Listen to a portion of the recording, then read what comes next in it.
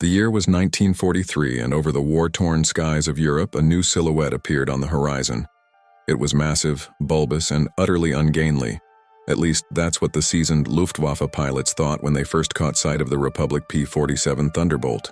As it lumbered into combat zones, escorting American bomber formations deep into the heart of the Third Reich, German fighter aces couldn't help but chuckle into their oxygen masks. They had faced the nimble Spitfires, the tenacious Hurricanes, and even the early American fighters. But this looked like a flying milk jug, a bloated heavyweight that had no business dancing in the deadly ballet of aerial combat. Die Fliegende Bierfest, they called it, the flying beer barrel. Some dubbed it Die Eisenschrank, the Iron Wardrobe. The mockery spread through Luftwaffe ready rooms from France to Poland. Veteran pilots, men who had survived years of brutal combat against the RAF and Soviet air forces, looked at intelligence photographs of the P-47 and shook their heads in disbelief. American engineering had apparently gone mad. While German designers crafted elegant, efficient killing machines like the Bf-109 and FW-190, the Americans had bolted a tiny cockpit onto an absolutely enormous radial engine, wrapped the whole thing in tons of metal, and somehow expected it to compete with the finest fighters in the world. The laughter, however, would not last long. To understand why the P-47 Thunderbolt became such an object of derision, and why that derision proved so fatally misplaced, we need to rewind to the drawing board. The story of the Thunderbolt is the story of American engineering philosophy meeting the brutal realities of modern air warfare, and it begins not in some secret laboratory, but in the competitive, profit-driven world of aircraft manufacturers trying to secure government contracts during the desperate early days of World War II. Republic Aviation, formerly Seversky Aircraft, had been struggling to find its niche in military aviation. The company's earlier designs had shown promise but hadn't captured the market. Everything changed when the brilliant but temperamental designer Alexander Kartveli sat down with a radical concept. Forget about trying to make a lightweight dogfighter. Instead, build something that could survive the hell of combat over enemy territory, carry enough fuel to escort bombers deep into Germany, pack enough firepower to destroy anything it encountered, and bring its pilot home alive. The result was a design that broke every conventional rule of fighter aircraft design.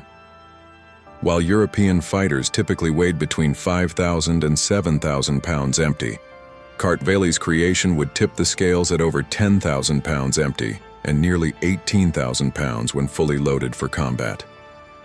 At its heart sat the Pratt & Whitney R2800 Double Wasp, an 18-cylinder, two-row radial engine that produced an astonishing 2,000 horsepower.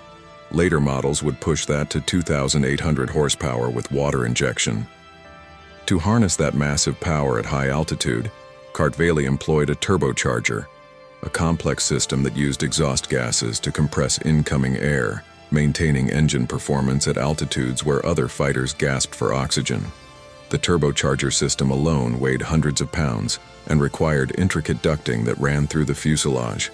This was cutting-edge technology, temperamental and maintenance-intensive, but it gave the P-47 an extraordinary capability. It could fight effectively at 30,000 feet and above, altitudes where most other fighters struggled. The armament was equally impressive and equally heavy. 8 Browning .50 caliber machine guns, 4 in each wing, with 425 rounds per gun. That meant 3,400 rounds of ammunition, each bullet weighing nearly 2 ounces. When all 8 guns fired simultaneously, the P-47 spat out 100 pounds of lead per minute. The recoil could actually slow the aircraft noticeably. This wasn't a fighter, it was a flying gun platform. And then there was the armor. Kartveli surrounded the pilot with steel plates and bulletproof glass. The oil tank sat in front of the cockpit, providing additional protection.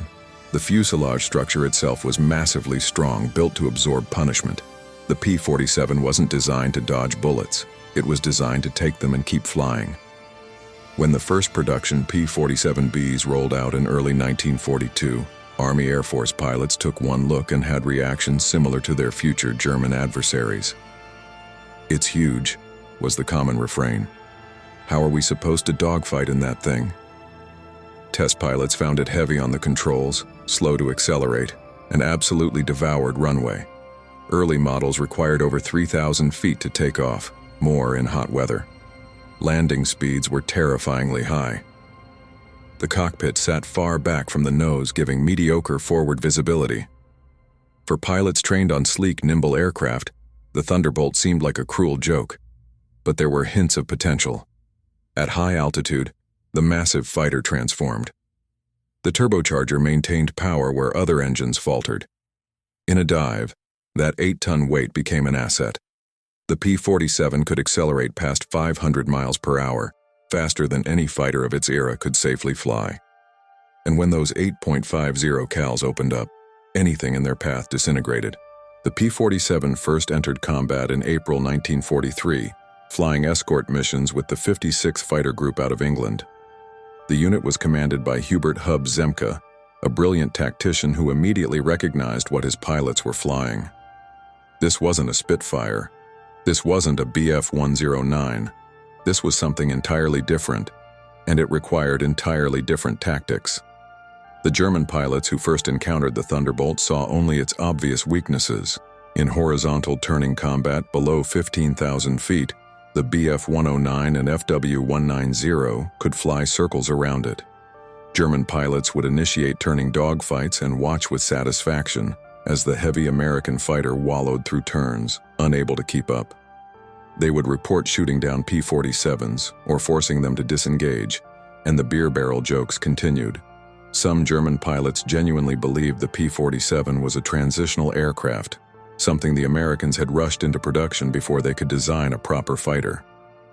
But even in those early encounters, careful observers noted something odd. The P-47s they damaged didn't fall apart. They didn't burst into flames. They didn't spin out of control. Luftwaffe pilots were accustomed to hitting enemy fighters and seeing immediate results. A wing folding, a fuel tank exploding, a pilot bailing out. With the Thunderbolt, they would score hits, see chunks fly off the aircraft, and then watch in frustration as the American fighter continued flying, often making it back to England on sheer rugged durability. Flight Officer Heinz Knoke, a Luftwaffe ace, described his first encounter with P-47s in his diary. The new American fighters are heavily armed and appear to be very sturdy. I hit one repeatedly with cannon fire and saw the strikes, but the aircraft continued flying as if nothing had happened. These will be formidable opponents once their pilots learn how to use them properly. That learning curve arrived faster than anyone expected. Hub Zemke and other experienced American commanders quickly developed tactics that leveraged the P-47's strengths while minimizing its weaknesses. The fundamental rule was simple. Never try to turn with a German fighter. Instead, use altitude, speed, and diving attacks. The P-47 excelled at boom and zoom tactics. American pilots would patrol at 25,000 to 30,000 feet, where their turbochargers gave them an advantage. When they spotted German fighters below, they would dive at tremendous speed, make a single devastating firing pass with their 8.50 caliber guns, and then use their momentum to zoom back up to altitude. If a German fighter tried to follow, the climb rate and altitude performance of the P-47 would leave them behind, their engines struggling in the thin air, while the Pratt & Whitney R2800 purred contentedly, its turbocharger keeping the cylinders fed with compressed oxygen. If a German fighter got on a P-47's tail, the American pilot had several options, none of them available to most other fighters. The simplest was to push the stick forward and dive. At full throttle, with water injection engaged, a P-47 could dive at over 500 miles per hour, speeds at which German fighters experienced severe control problems. Bf-109S and FW-190S had killed their own pilots by breaking apart in overly steep dives. The P-47 was built like a tank and could handle it. Another option was the split S, roll inverted and pull through into a dive. The G-forces involved would sometimes cause pilots to black out temporarily, but the P-47 structure could handle loads that would tear other aircraft apart. Many a German pilot found himself chasing a P-47 only to watch in disbelief as the American aircraft performed violent maneuvers that should have been impossible for such a heavy fighter. The laughter began to die in the throats of Luftwaffe pilots by the summer of 1943. One of the most important revelations about the P-47 came not from aerial combat, but from ground attack missions. The 8th Air Force had sent the Thunderbolt to Europe primarily as a bomber escort, but the aircraft's rugged construction and heavy armament made it naturally suited for strafing and bombing ground targets. Initially, this was almost an afterthought. Fighter pilots considered ground attack missions to be dangerous and inglorious, the realm of dedicated attack aircraft, not fighter aces. But the P-47 changed that calculus. It could carry bombs, up to 2,500 pounds of them. It could carry rockets. And when it dove on a ground target with all 8.50 caliber guns blazing, it became a terror weapon. The Germans called them Jabo missions, Jagd Bomber, Fighter Bomber, and they quickly learned to fear the P-47 in this role even more than in air-to-air combat. Colonel Zemke's 56th Fighter Group pioneered these tactics. On one mission in August 1943, Zemke's pilots caught a German airfield during refueling operations. The P-47 swept in at treetop level, their 8 guns blazing. Aircraft exploded, fuel trucks burst into flames, and buildings collapsed. The Americans climbed back to altitude and returned to England, every aircraft making it home despite flying through intense anti-aircraft fire. Zemke counted over 30 German aircraft destroyed on the ground, multiple vehicles eliminated, and significant infrastructure damage. His group had lost 0 fighters. The psychological impact on German ground forces cannot be overstated. Wehrmacht and Luftwaffe personnel who had grown accustomed to air superiority on the Eastern Front now found themselves subjected to the same treatment they had inflicted on the Soviets. The sound of the P-47's R-2800 radial engine became unmistakable. A deep, powerful rumble that announced incoming destruction. German troops learned to recognize that sound and would dive for cover, abandoning vehicles and equipment. What made the P-47 particularly effective in this role was its survivability. Ground attack missions expose aircraft to intense anti-aircraft fire. Light fighters would be shredded by 20mm flak. The P-47, with its armor plating, self-sealing fuel tanks, and redundant systems, could absorb punishment that would doom other fighters. Pilots returned from missions with dozens of flak holes, damaged control surfaces, and engines that had taken multiple hits, yet the aircraft kept flying. There are countless stories of P-47s returning from missions with battle damage that seems impossible to survive. One Thunderbolt returned to base with a 6-foot section of wing torn away by flak. The pilot landed successfully. Another had its propeller blades bent by ground fire, creating terrible vibration, but the massive R-2800 engine kept running, and the pilot nursed it home across the English Channel. A third took a direct hit from an 88mm shell that passed completely through the fuselage without detonating. The pilot didn't even know he'd been hit until ground crew found the entry and exit holes. Lieutenant Colonel Francis Gabby Gabreski, who would become the top P-47 ace in Europe with 28 victories, once said, "The P-47 was a hell of an airplane. It could take damage that would destroy any other fighter. I owe my life to that airplane a dozen times over." The Germans learned to respect it, and then they learned to fear it. By late 1943 and into 1944, the laughter had completely stopped. The P-47 was no longer a curiosity or a transitional design. It was one of the most effective fighters in the European theater, and German pilots knew it. The tactical situation had evolved in ways that perfectly suited the Thunderbolt's characteristics. The Luftwaffe was being ground down through attrition. Experienced pilots were being killed or captured faster than they could be replaced. The new pilots arriving at frontline units had minimal training, sometimes as little as 30 hours of flight time in their assigned fighter type, compared to the 200+ hours that had been standard earlier in the war. These inexperienced pilots stood little chance against veteran American pilots flying an aircraft that forgave mistakes and could absorb their inevitably poor deflection shooting. Meanwhile, American pilots were getting better. The initial learning curve had been overcome. New pilots arrived with better training and were mentored by veterans who had mastered the Thunderbolt's unique characteristics. The tactics manuals were rewritten, fighter groups developed specialized techniques. and the P-47 itself continued to improve. The P-47D model, which began arriving in late 1943, incorporated numerous improvements based on combat experience. The most visible was the addition of a bubble canopy, replacing the earlier Razorback design and giving pilots vastly improved visibility. Range was extended through larger internal fuel tanks and the addition of external drop tanks. Engine power increased. The water injection systems became more reliable, giving pilots an emergency boost that could mean the difference between escape and death. One of the most significant developments was the recognition that the P-47 could serve as an effective bomber escort deep into Germany. Early in the war, the Luftwaffe had learned to avoid attacking bomber formations when they had fighter escort, instead waiting until the escorts, with their limited range, turned back, then savaging the bombers over the target area. The P-47's combination of large internal fuel capacity and external drop tanks began to close that gap. German fighter pilots found themselves in an impossible position.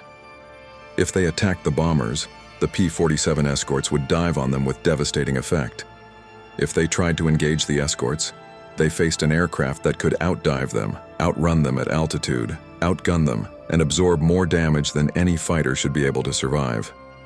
The standard Luftwaffe tactic of diving through bomber formations while firing, then using their speed to escape, became suicide when P-47s were present.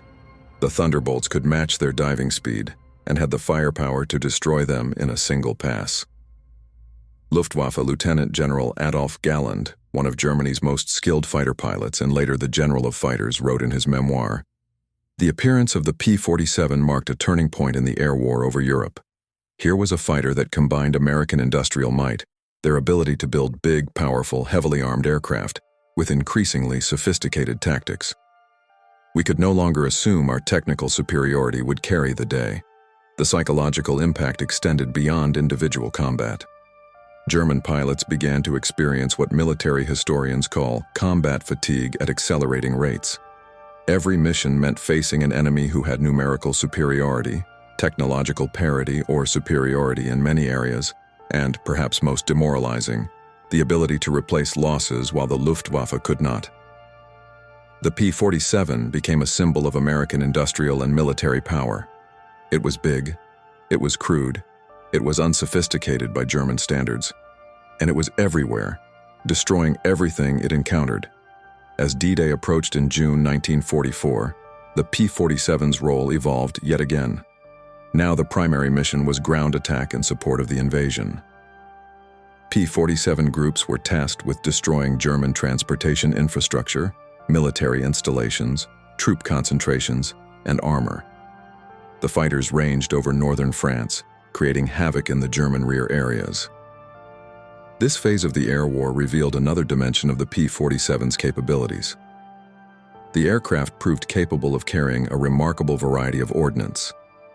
In addition to bombs and rockets, Thunderbolts could carry napalm tanks, which proved devastatingly effective against entrenched positions. They could perform dive-bombing attacks with precision that rivaled dedicated attack aircraft. And through it all, if enemy fighters appeared, the P-47 pilots could jettison their external stores and engage in air-to-air combat. The Germans had no equivalent aircraft. The FW-190 could carry bombs, but its limited fuel capacity meant it couldn't range as far or loiter over the battlefield as long as the P-47. The Bf-109 was purely a fighter, unsuited for ground attack. The Luftwaffe had dedicated ground attack aircraft like the Ju-87 Stuka and the HS-129, but these were hopelessly vulnerable to enemy fighters and to increasingly intense Allied anti-aircraft fire. They needed fighter escort, which the Luftwaffe could no longer provide in sufficient numbers. The P-47, by contrast, needed no escort. It was its own escort. A flight of 4 Thunderbolts could enter enemy airspace, destroy ground targets, fight off intercepting fighters, and return home. This operational flexibility gave Allied commanders options that simply didn't exist for their German counterparts. On D-Day itself, June 6, 1944, P-47s flew over 1,000 sorties. They attacked German beach defenses, provided close air support for troops fighting to establish the beachheads, and screened the invasion fleet from German air attack. Notably, the Luftwaffe was almost completely absent from the skies over Normandy that day, partly because they had been decimated by months of attrition, but partly because German pilots knew what awaited them if they tried to attack. The numerical superiority of Allied fighters, spearheaded by aircraft like the P-47, made any appearance by the Luftwaffe tantamount to suicide. In the weeks following the invasion, P-47s became the scourge of German ground forces. They hunted tanks, trucks, trains, and troop columns. German units learned to move only at night, as daylight movement invited devastating air attacks. The famous Jabo attacks became so feared that German soldiers developed a fatalistic humor about them. When you hear a radial engine, the joke went, it's American. Dive for the nearest hole. One of the most famous P-47 pilots of this period was Robert S. Johnson, who scored 27 confirmed victories flying Thunderbolts with the 56th Fighter Group. Johnson's career nearly ended on June 26, 1943, when his P-47 was attacked by German ace Egon Meyer. Meyer's cannon shells ripped into Johnson's aircraft, destroying the radio, damaging the engine, blowing holes in the wings, and shattering the canopy. Johnson himself was wounded by shell fragments. The tail section was so damaged that the control surfaces barely functioned. By all logic, Johnson should have crashed or bailed out over occupied France. Instead, he managed to keep the battered P-47 flying. Meyer made repeated passes, expending all his ammunition trying to finish off the seemingly doomed American fighter. But the P-47 structure held together. Johnson, bleeding and fighting to stay conscious, pointed the nose toward England and nursed the aircraft across the channel. He landed at the first airfield he could find, the aircraft barely controllable. When ground crew examined the wreckage, it was too damaged to be called an aircraft anymore. They counted over 200 hits from 20mm cannon shells. The R-2800 engine had taken multiple hits but kept running. The fuel tanks, though punctured, had sealed themselves. The armor behind Johnson's seat had stopped shells that would have killed him. This incident became legendary among P-47 pilots. It exemplified everything the aircraft represented: ruggedness, survivability, and the ability to bring its pilot home against impossible odds. Johnson went on to become an ace and one of the most vocal advocates for the Thunderbolt. Years later, he would write, "The P-47 didn't have the romance of the Spitfire or the Mustang. But when the chips were down and you were 300 miles into Germany with flak bursting around you and enemy fighters diving on your tail, there was no aircraft you'd rather be flying." It's worth examining the technical aspects that made the P-47's survivability possible, because this represented a different engineering philosophy from most World War II fighters. European designers, working with limited resources and prioritizing different combat scenarios, generally favored lighter, more maneuverable fighters. The Spitfire, Bf-109, and even the FW-190 were relatively delicate aircraft that could be destroyed by a few well-placed hits. The P-47's design philosophy was almost opposite. Republic's engineers assumed the aircraft would take battle damage, lots of it, so they designed every system with redundancy and protection in mind. The fuel system provides a perfect example. The Thunderbolt used self-sealing fuel tanks developed by U.S. Rubber Company. These tanks had multiple layers: an outer protective layer, a core layer of vulcanized rubber and synthetic materials, and an inner layer. When punctured, the synthetic materials would swell upon contact with fuel, sealing the hole within seconds. This prevented fuel leaks and, critically, prevented fuel vapors from escaping and igniting. The oil system was similarly protected. The main oil tank sat in front of the cockpit, serving double duty as armor for the pilot. Oil lines were routed through protected areas of the fuselage. The R-2800 engine itself could lose several cylinders and continue running. There are documented cases of P-47s returning with up to 4 cylinders completely shot out, the engine running roughly but still producing enough power for flight. The electrical system had backup generators. The hydraulic system, which controlled the landing gear and flaps, had emergency manual backup. The control cables were duplicated where possible, and routed through different parts of the fuselage so a single hit couldn't sever all control to a particular surface. The pilot sat in a virtual bathtub of armor, steel plates behind, beneath, and beside the seat, with thick bulletproof glass in front. Even the propeller was over-engineered. The massive four-blade Curtiss electric propeller weighed over 400 pounds and could take significant damage without failing. There are accounts of P-47s returning with propeller blades bent or broken, creating violent vibration, but still functioning well enough to keep the aircraft flying. This brute force approach to aircraft design offended the sensibilities of many engineers. It was inefficient, adding weight that didn't contribute to performance. It was expensive. Each P-47 cost about $83,000 in 1944 dollars, compared to $50,000 for a P-51 Mustang. It was crude, lacking the elegant solutions that European designers favored. But it worked. In the brutal calculus of air warfare, bringing pilots home alive and keeping aircraft operational mattered more than aerodynamic efficiency or engineering elegance. The Germans, despite their initial mockery, came to appreciate this philosophy, often after bitter experience. Luftwaffe intelligence officers debriefed captured P-47 pilots extensively, trying to understand the aircraft's capabilities and vulnerabilities. These reports, which survive in various archives, show a progression from dismissive to respectful to genuinely worried. An early intelligence report from mid-1943 notes, "The American P-47 is a large, heavy fighter with powerful armament but poor maneuverability. Our pilots should engage in turning combat, where the P-47's weight handicaps it." By early 1944, the tone had changed. The P-47 demonstrates formidable diving speed and climb rate at altitude. Pilots should avoid extended combat and should not pursue diving P-47s. The aircraft's heavy armament can destroy our fighters with a brief burst. Exercise extreme caution. By late 1944, the P-47 has proven to be one of the most dangerous American aircraft. Its rugged construction makes it nearly impossible to destroy with fighter armament. Attacks should be made only when overwhelming advantage exists. Ground attack variants carrying bombs and rockets are particularly dangerous. All personnel should take cover when thunderbolts are reported in the area.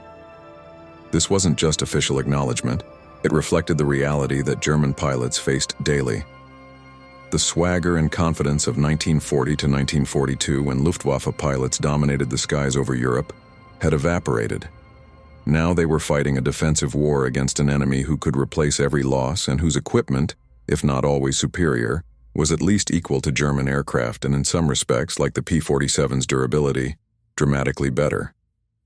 The Pacific theater provided an interesting counterpoint to the European experience. The P-47 saw extensive service in the Pacific, particularly with the 5th Air Force in New Guinea and the Philippines, and with units in the China-Burma-India theater. Here, the aircraft faced different challenges and different enemies, and opinions varied on its effectiveness. In the Pacific, the P-47's primary opponent was the Mitsubishi A6M0, and later the Nakajima Ki 84 Frank. These Japanese fighters represented a completely different design philosophy from the German Bf-109 or FW-190. They were extremely light, highly maneuverable, and designed for dogfighting. The Zero, in particular, could outturn virtually any Allied fighter. Japanese pilots were trained to engage in close-quarters maneuvering combat, where their aircraft's agility gave them an advantage. On paper, this seemed like a terrible matchup for the heavy, ungainly P-47. Some pilots who had been flying P-40 or P-38 in the Pacific were skeptical when Thunderbolts began arriving. The aircraft seemed completely unsuited to the Pacific environment. Long overwater flights, tropical heat, and an enemy that specialized in exactly the kind of turning dogfights where the P-47 was weakest. Yet once again, proper tactics transformed a seeming disadvantage into an advantage. American pilots in the Pacific adopted the same boom and zoom tactics that worked in Europe. They used altitude and speed, refusing to be drawn into turning engagements. The P-47's superior diving speed and climb rate meant that Japanese pilots, if they wanted to engage, had to do so on American terms. More importantly, The P-47's durability proved even more valuable in the Pacific than in Europe. Japanese aircraft, designed for maneuverability and range, were notoriously fragile. They had no armor, no self-sealing fuel tanks, and lightweight structures. A few hits from the P-47's 8.50 caliber guns would disintegrate a zero. Meanwhile, Japanese pilots found their 20mm cannons and 7.7mm machine guns inadequate against the heavily armored Thunderbolt. They would hit P-47s repeatedly and watch in frustration as the American aircraft continued flying. The psychological impact was perhaps even more profound than in Europe. Japanese military culture emphasized spirit and willpower. Pilots were taught that dedication and skill could overcome material disadvantages. Meeting the P-47, an aircraft that seemed to embody raw industrial power, that could absorb punishment and keep fighting, that couldn't be defeated through superior maneuvering or determination, was demoralizing in ways that went beyond simple military defeat. Lieutenant Colonel Neil Kirby, flying P-47s with the 5th Air Force in the Pacific, exemplified the aircraft's effectiveness in this theater.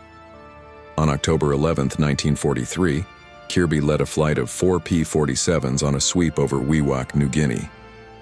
They encountered a large formation of Japanese fighters and bombers. Estimates range from 36 to 50 aircraft. Kirby's flight attacked immediately. In the ensuing combat, Kirby personally shot down 6 Japanese aircraft, including 3 in a single diving pass. His wingmen shot down several more. All 4 P-47s returned safely to base despite being heavily outnumbered. Kirby received the Medal of Honor for this action. Ground attack missions in the Pacific showcased the P-47's versatility. The aircraft proved ideal for destroying Japanese supply dumps, airfields, and shipping. In the island-hopping campaign, P-47s would soften up Japanese positions before Marine or Army landings. The combination of heavy bomb loads, rockets, and strafing fire made the Thunderbolt a feared weapon. Japanese soldiers, already dealing with naval bombardment and artillery, now had to contend with aircraft that could loiter over the battlefield for extended periods, destroying anything that moved. One of the more unusual missions flown by P-47s in the Pacific involved very long-range escort. When B-29 superfortresses began bombing Japan from bases in the Mariana Islands in late 1944, they initially flew unescorted because no fighter had the range to accompany them from the Marianas to Japan and back. The P-47N model, developed specifically for Pacific operations, addressed this with even larger fuel tanks, a strengthened airframe, and improved long-range performance. P-47Ns could escort bombers on missions over 1,500 miles, matching the capability of the P-51 Mustang while providing superior firepower and survivability. As the war entered its final year, the P-47's ground attack role became increasingly important. With Allied air superiority firmly established, the need for fighter versus fighter combat decreased. What mattered now was destroying the German war machine, its transportation network, its factories, its supply lines, and its armies. The P-47 groups transitioned to what amounted to seek and destroy missions over German-occupied territory. Flights of 4 or 8 Thunderbolts would cross into Germany at high altitude, looking for targets of opportunity. When they spotted something worth attacking, a train, a convoy, a bridge, an airfield, they would dive down and destroy it. Then they would climb back to altitude and look for more targets. This kind of mission, known as armed reconnaissance, played to all of the P-47's strengths. The aircraft could carry enough fuel to loiter for hours over enemy territory.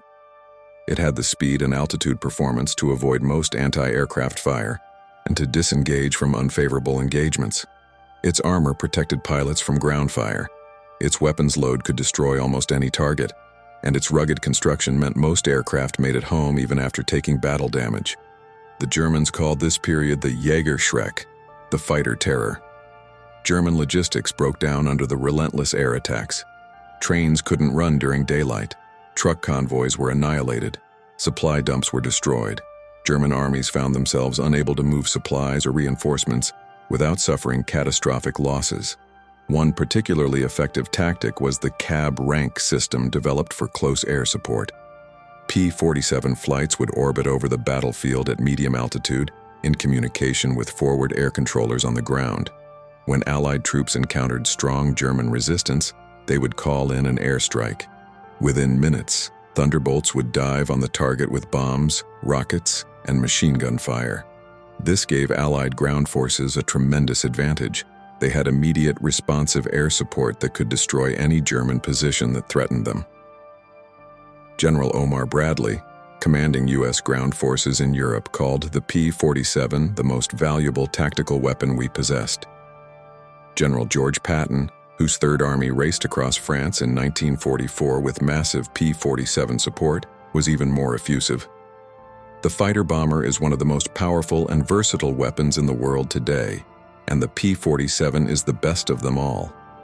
I want to say to you and your pilots, that you have done more to keep my Third Army moving than any other single factor. This was high praise from generals not known for handing out compliments casually. But it reflected the reality on the ground. The P-47 had evolved from a fighter that German pilots mocked into an instrument that helped win the war. By the time the war in Europe ended in May 1945, the P-47 Thunderbolt had compiled a remarkable record. P-47 pilots were credited with destroying over 7,000 enemy aircraft, more than half of those in air-to-air combat. They destroyed 9,000 locomotives, 86,000 railroad cars, 68,000 trucks, 6,000 armored vehicles, and thousands of other targets. P-47 groups flew over 550,000 combat sorties, more than any other American fighter type. They dropped 132,000 tons of bombs and fired 135 million rounds of ammunition. The kill ratio was impressive. For every P-47 lost to enemy aircraft, Thunderbolt pilots shot down approximately 4 German fighters. When you factor in all causes of loss, anti-aircraft fire, mechanical failure, pilot error, and weather, the ratio drops to roughly 1 to 2, still quite favorable. But the most important statistic was this. Approximately 3,500 P-47s were lost in combat in the European theater. Given that they flew over 500,000 sorties, this represented a loss rate of less than 1% per mission. For a fighter that spent much of its combat life in the most dangerous role, ground attack, this was remarkable. The pilots who flew the P-47 developed a deep affection for the aircraft, despite its lack of glamour compared to the sleek P-51 Mustang or the graceful Spitfire. The Thunderbolt was big, it was heavy, it was a brute, but it brought you home. In pilot slang, it became known as the Jug, short for Juggernaut. Some said it stood for Flying Jug, referencing its rotund shape, but most pilots used it as a term of endearment. The Jug was your friend. The Jug protected you. The Jug got the job done. Lieutenant Colonel Robert Basler, who flew P-47s in the China-Burma-India theater, wrote, "The P-47 was like a heavyweight boxer. It wasn't pretty, it wasn't graceful, but when it hit you, you stayed hit. And you couldn't hurt it. You could pound on it all day, and it would still be standing there at the end, ready for more. That's the airplane that won the war. Not through elegance or sophistication, but through sheer toughness and determination." The German pilots who survived the war had their own perspective. Many expressed respect for the P-47, even as they recounted how much they had feared it. In post-war interviews, veterans of the Luftwaffe would often single out the Thunderbolt as one of the most challenging opponents they faced. Not because it was faster than the Bf-109 or the FW-190, it wasn't in level flight at low altitude. Not because it was more maneuverable, it certainly wasn't. But because it represented something that couldn't be countered with skill or tactics alone. Overwhelming force combined with near invulnerability. General Adolf Galland, in his post-war writings, reflected on the evolution of air combat and the role of aircraft like the P-47. We started the war, believing that the best fighter was the one that could turn the tightest and climb the fastest. The P-47 taught us that the best fighter is the one that accomplishes the mission and brings the pilot home. By that measure, it may have been the most successful fighter of the war. This was a remarkable admission from a man who had dedicated his career to building and leading what many considered the world's finest air force. The Luftwaffe of 1940 had swept aside opposition across Europe with aircraft that were marvels of engineering efficiency. By 1945, they had been defeated not by more elegant machines, but by aircraft like the Thunderbolt, crude, heavy, powerful, and above all, survivable. The technical lessons learned from the P-47 influenced aircraft design for decades after the war. The emphasis on pilot protection, on redundant systems, on structural strength sufficient to absorb battle damage. These became standard features of military aircraft design. Modern fighter pilots sit in ejection seats surrounded by armor, flying aircraft with multiple backup systems, and these design choices trace their lineage directly back to aircraft like the P-47. The concept of the fighter bomber, an aircraft that could compete in air-to-air combat but also deliver devastating ground attacks, became standard in the post-war era. The F-4 Phantom, the F-15 Eagle, the F-16 Fighting Falcon, all of these multi-role fighters descended conceptually from the Thunderbolt's demonstration that a single aircraft could accomplish multiple missions. Even the engineering philosophy of brute force over elegance found its place in modern military aviation. The A-10 Thunderbolt II, designed in the 1970s specifically for close air support, was named in honor of the P-47 and embodies many of the same design principles: heavy armor, redundant systems, massive firepower, and an emphasis on survivability over performance. The A-10 has been called slow, ugly, and outdated by critics, the same criticisms leveled at its namesake. And like the P-47, it has proven devastatingly effective in combat, beloved by the pilots who fly it and the ground troops it supports. It's worth considering what the P-47 story tells us about innovation, preconceptions, and the gap between theory and practice. On paper, the Thunderbolt violated nearly every principle of fighter aircraft design that existed in 1940. It was too heavy. It used a radial engine when everyone knew that inline engines were superior for fighters. It carried too much armament, too much armor, too much fuel. It sacrificed maneuverability for other capabilities. By the standards of contemporary aviation engineering, it shouldn't have worked. The German pilots who laughed at it were, in a sense, making a rational assessment based on established principles of aerial combat. Those principles had been proven in combat from World War I through the early years of World War II. The nimble fighter that could outturn its opponent had won countless dogfights. The lightweight aircraft that could outclimb enemy fighters had controlled the vertical dimension of combat. These weren't foolish beliefs. They were lessons learned in blood. What the Germans failed to anticipate was how the conditions of aerial warfare would evolve. As radar improved, as radio communications became standard, as tactical doctrine developed, the nature of air combat changed. The one-on-one dogfight, while still occurring, became less common than coordinated attacks by multiple aircraft working together. The emphasis shifted from individual aerial dueling to accomplishing mission objectives, escorting bombers, attacking ground targets, controlling airspace. In this new environment, different characteristics mattered. Could your aircraft fight effectively at 30,000 feet, where bombers operated? Could it range deep into enemy territory and return? Could it absorb battle damage and keep flying? Could it destroy ground targets as well as aerial opponents? Could it be maintained by relatively inexperienced ground crews far from sophisticated repair facilities? Could it be produced in large numbers by an industrial workforce that included many who had never built aircraft before? The P-47 answered yes to all these questions. The Bf-109 and FW-190, for all their elegance and efficiency, had more mixed answers. They were superb dogfighters but had limited range. They could be produced in reasonable numbers, but were complex to maintain. They were deadly in skilled hands but unforgiving of pilot error. As the Luftwaffe lost its experienced pilots, the handling characteristics that had made German fighters so effective became liabilities. New pilots died in landing accidents, in spins, in misjudged maneuvers. The Thunderbolt, by contrast, was relatively forgiving. Its heavy wing loading meant that it resisted stalling. Its powerful engine meant that it could recover from most situations. Its strong landing gear and low stalling speed, despite its weight, made it easier to land than many lighter fighters. A novice pilot in a P-47 had a reasonable chance of surviving long enough to become an experienced pilot.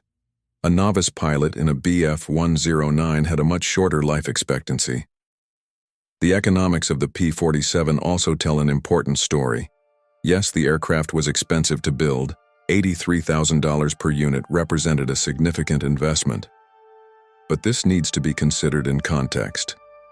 A B-17 Flying Fortress bomber cost $238,000.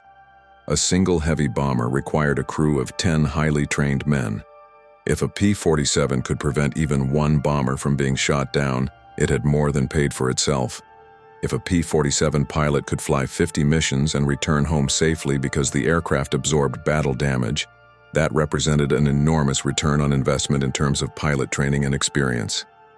The Luftwaffe, by contrast, found itself in an impossible economic situation by late 1943. They could build fighters. German aircraft production actually increased through 1944, despite Allied bombing. What they couldn't replace was fuel. Germany's access to oil was being strangled by Allied bombing of refineries and by the loss of territories that had provided crude oil. Even more critically, they couldn't replace pilots. Training a fighter pilot to combat effectiveness requires hundreds of hours of flight time. That requires fuel, aircraft, and most of all, time. The Luftwaffe had none of these in adequate supply. So German fighters sat on airfields, unable to fly because there was no fuel. Or they flew with pilots who had minimal training, who fell easy prey to experienced Allied aviators. The elegant efficiency of German fighter design became irrelevant when the aircraft couldn't be used effectively. The P-47, meanwhile, represented American industrial and military might operating at full capacity. The United States had virtually unlimited access to fuel. It had training facilities across the country where pilots could accumulate hundreds of hours of flight time before ever seeing combat. It had an industrial base capable of producing aircraft, engines, and weapons in quantities that seemed impossible to access planners. And it had the Atlantic Ocean and Pacific Ocean as defensive barriers, meaning that its training facilities and factories were immune to enemy attack. This disparity meant that by 1944, the question wasn't whether Allied fighters were superior to Axis fighters in individual technical characteristics. The question was whether the Axis could even contest the air at all. And increasingly, the answer was no. The P-47 and other Allied fighters had established air superiority so completely that the Luftwaffe became an afterthought in military planning. Allied bomber formations flew in daylight, in formations of hundreds of aircraft, with fighter escort numbering in the hundreds as well. German fighters would occasionally try to attack, would shoot down a few bombers, and would themselves be decimated by the escorts. There's a human dimension to this story that deserves attention. The pilots who flew the P-47 were, in many cases, very young men, early 20s or even younger. They came from farms in Iowa, cities in New York, small towns across America. Most had never been in an aircraft before the war. Now they were being asked to fly complex, powerful machines into combat against experienced enemy pilots over hostile territory, often in terrible weather, always in danger. The relationship between these pilots and their aircraft became deeply personal. Your P-47 wasn't just a machine. It was the thing that kept you alive. Pilots named their aircraft. They had personal insignia painted on the nose. They flew the same aircraft mission after mission when possible because they knew its quirks. They trusted it. They had a bond with it. When pilots returned from missions with battle damage, they would check on their aircraft before they even filed their mission reports. They would inspect the damage, talk to the ground crew about repairs, and often argue against the aircraft being written off, even when it was barely flyable. Pilots whose P-47s were destroyed in combat, and who survived to fly another would sometimes request a similar aircraft number or name, maintaining continuity with the machine that had saved their life. This emotional connection between pilot and aircraft existed across all fighter types, of course, but there was something particular about the P-47. It was big and crude, and not particularly beautiful. It didn't inspire affection because of its aesthetic qualities. The bond formed instead through trust, The trust that this machine, whatever happened, would do everything in its power to bring you home. And time after time, it did. Consider the story of Lieutenant Colonel Ralph "Kid" Hofer, an ace with the 4th Fighter Group who transferred from Spitfires to P-47s to P-51s during his combat career.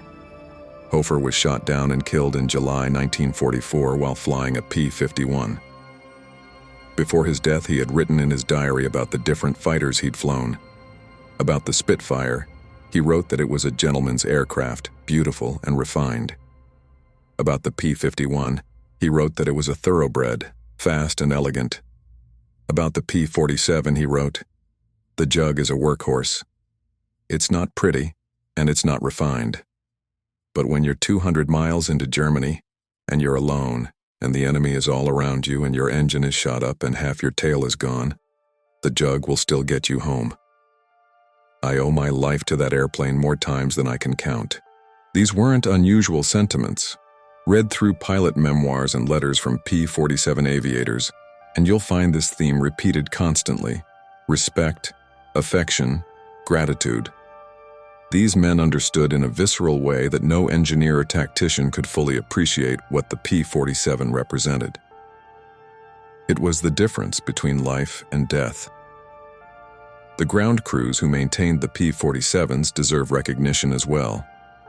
These were the men who kept the aircraft flying despite battle damage, mechanical problems, and the harsh conditions of forward air bases. They worked in all weather, often outdoors, with limited tools and parts. When a P-47 returned from a mission with hundreds of bullet holes, it was the ground crew who patched the holes, replaced damaged components, and had the aircraft ready to fly again within hours. The R-2800 engine, while reliable, was complex and required skilled maintenance. Each of the 18 cylinders needed individual attention. The turbocharger system required constant monitoring. The 8 machine guns needed cleaning, ammunition loading, and harmonization. The propeller needed regular inspection and adjustment. The hydraulic systems required servicing. For an aircraft that weighed 9 tons fully loaded, even simple tasks like replacing a tire or a damaged panel required multiple men and specialized equipment. Yet the ground crews took enormous pride in their work. Each aircraft had an assigned crew chief, usually a sergeant, who was personally responsible for that aircraft. Crew chiefs developed the same personal attachment to their P-47 as the pilots did. When their aircraft and pilot returned safely from a mission, they felt pride. When their aircraft was damaged, they took it personally and worked around the clock to repair it. When their aircraft was destroyed or their pilot was killed, they grieved. The statistics on aircraft availability reflect the dedication of these ground crews. Despite the heavy combat usage and frequent battle damage, P-47 units typically maintained availability rates of 70 to 80%.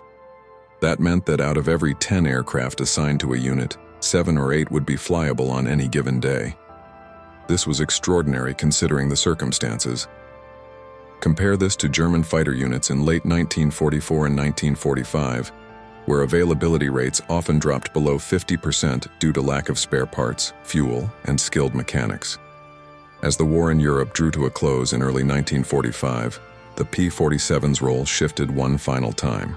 With the Luftwaffe essentially defeated, with German ground forces in retreat, the Thunderbolts focused almost entirely on ground attack.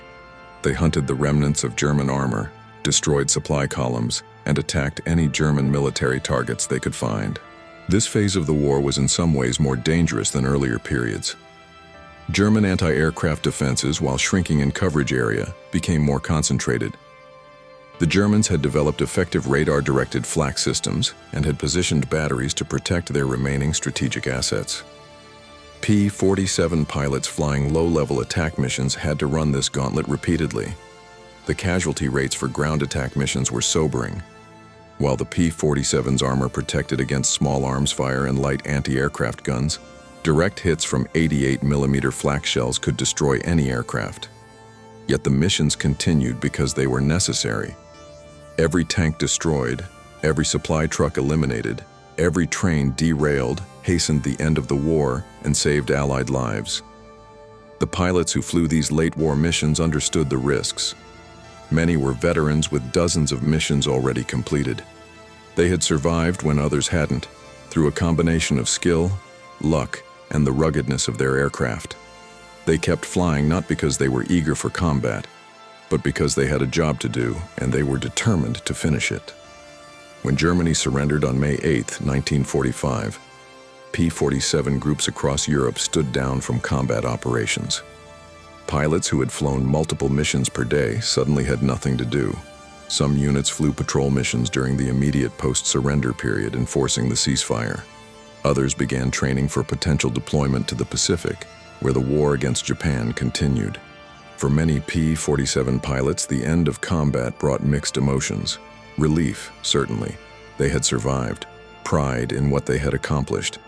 But also a sense of loss. The intense bonds formed in combat, the purpose that had driven them, the aircraft that had been their constant companion through months of danger. All of this was ending. The post-war fate of the P-47 varied by theater. In Europe, most Thunderbolts were either scrapped or left to rust on abandoned airfields. The sheer number of aircraft that had been shipped to Europe, thousands upon thousands, made it impractical to bring them all home. Some were given to allied nations. France, Brazil, and several other countries operated P-47s in the immediate post-war period. But the majority simply disappeared, cut up for scrap metal, or left to decay. In the Pacific, the P-47N model continued to serve briefly even after the Japanese surrender. Some units kept their Thunderbolts through 1946, but with no enemy to fight and with newer aircraft entering service, the P-47's days were numbered. The U.S. Air Force, which became independent from the Army in 1947, transitioned to jet fighters in the late 1940s. The P-47, renamed F-47 under the new designation system, served with Air National Guard units into the early 1950s. Some were used as training aircraft, but by the mid-1950s, the Thunderbolt had effectively disappeared from American military service. Internationally, the P-47 had a longer career. The Brazilian Air Force flew Thunderbolts into the 1960s, using them for counterinsurgency operations. Several Latin American nations operated P-47s through the 1950s. Even in the 1960s and early 1970s, a few P-47s remained in service with air forces in Central and South America. But inevitably, time caught up with the Thunderbolt. The aircraft that had seemed so modern and powerful in 1944 was hopelessly obsolete by 1960. Jets had replaced propeller aircraft. Missiles had replaced machine guns. The entire nature of air combat had changed. Today, only a handful of P-47s remain airworthy. Museums display restored examples, and aviation enthusiasts maintain a few flying examples that appear at air shows. When one of these surviving Thunderbolts takes to the air, starting that massive R2800 engine, the sound is unmistakable, a deep, powerful rumble that carries for miles. People who hear it and know what they're hearing are transported back to another era, when aircraft like this filled the skies over Europe and the Pacific, when the outcome of the war hung in the balance, when young men climbed into cockpits not knowing if they would return. So what, ultimately, is the legacy of the P-47 Thunderbolt? How do we assess an aircraft that was mocked when it appeared, that violated conventional wisdom, that succeeded despite all predictions, and that played a crucial role in winning the greatest conflict in human history?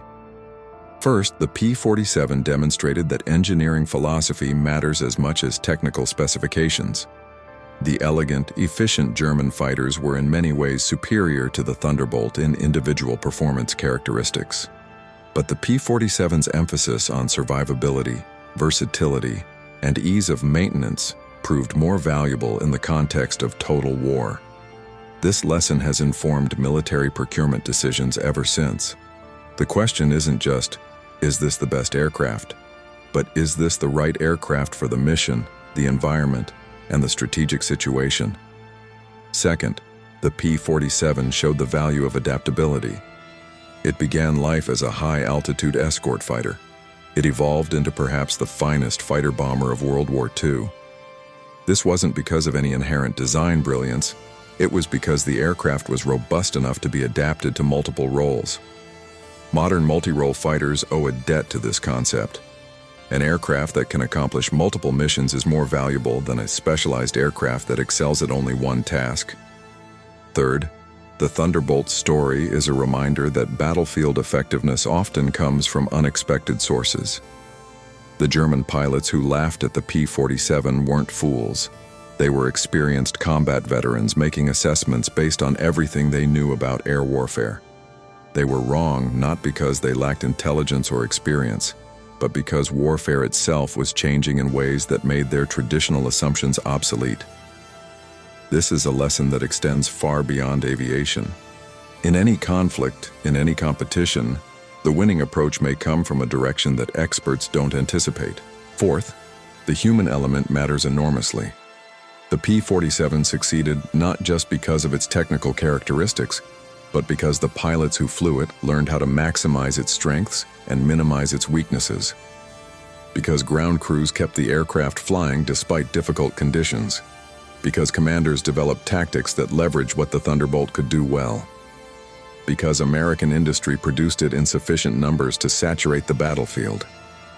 Technology alone doesn't win wars. People win wars, using the tools available to them.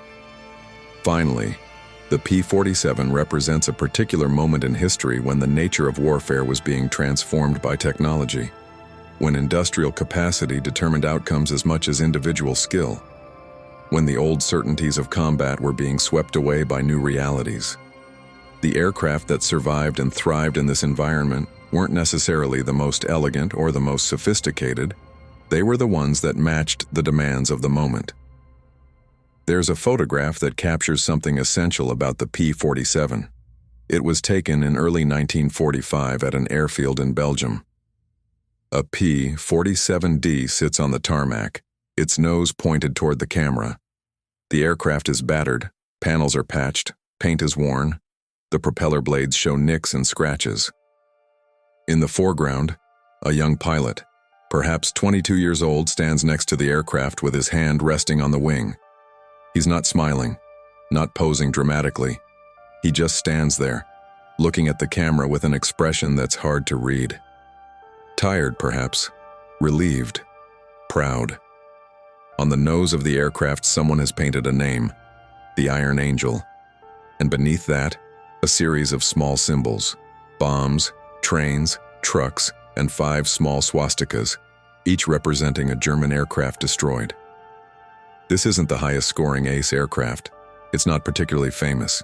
It's just one P-47 among thousands, one pilot among thousands, one small piece of an enormous war effort.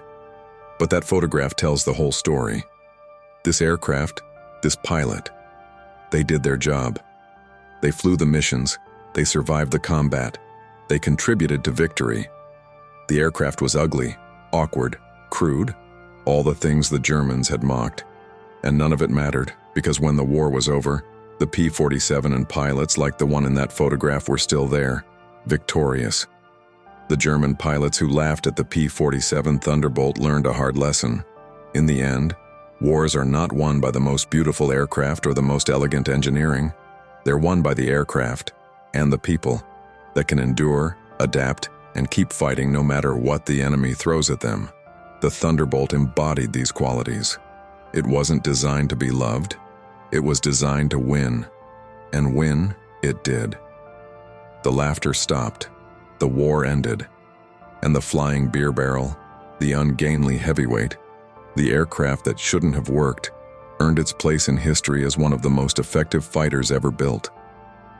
That's the story of the P-47 Thunderbolt, a story of preconceptions shattered, of mockery turned to respect, of an unlikely champion that proved the doubters wrong in the most definitive way possible.